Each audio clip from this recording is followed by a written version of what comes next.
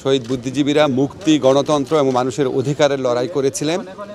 আমরা মনে করি জুলাইয়ের যে গণ অভ্যুত্থান সেটা আমাদের যে ৭১-এর মুক্তিযুদ্ধ, আমাদের শহীদ বুদ্ধিজীবীরা আছেন, মুক্তিযোদ্ধারা আছেন, ওনারা যে স্বপ্ন, যে প্রত্যয় এবং যে ভালোবাসা, দেশের প্রতি ভালোবাসা নিয়ে যে সংগ্রামে ঝাঁপিয়ে পড়েছিলেন, সেটারই কন্টিনিউয়েশন ছিল আমাদের জুলাই গণ অভ্যুত্থান।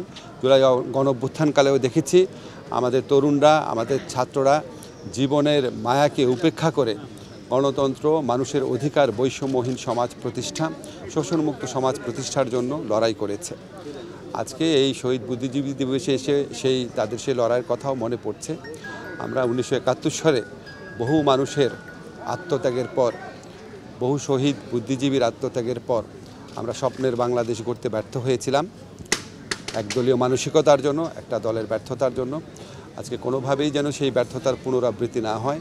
আমাদের তরুণদের আত্মত্যাগের বিনিময়ে রাষ্ট্র গড়ার যে দ্বিতীয় সুযোগ আমরা পেয়েছি, সেই সুযোগ যেন আমরা কোনোভাবেই নস্যাৎ না করি, সেই সুযোগ যেন আমরা কোনোভাবেই নষ্ট না করি, সেটাই যেন আমাদের প্রত্যয় হয় শহীদ বুদ্ধিজীবী দিবসে। এটাই আমার কাছে মনে হচ্ছে। সবাইকে ধন্যবাদ।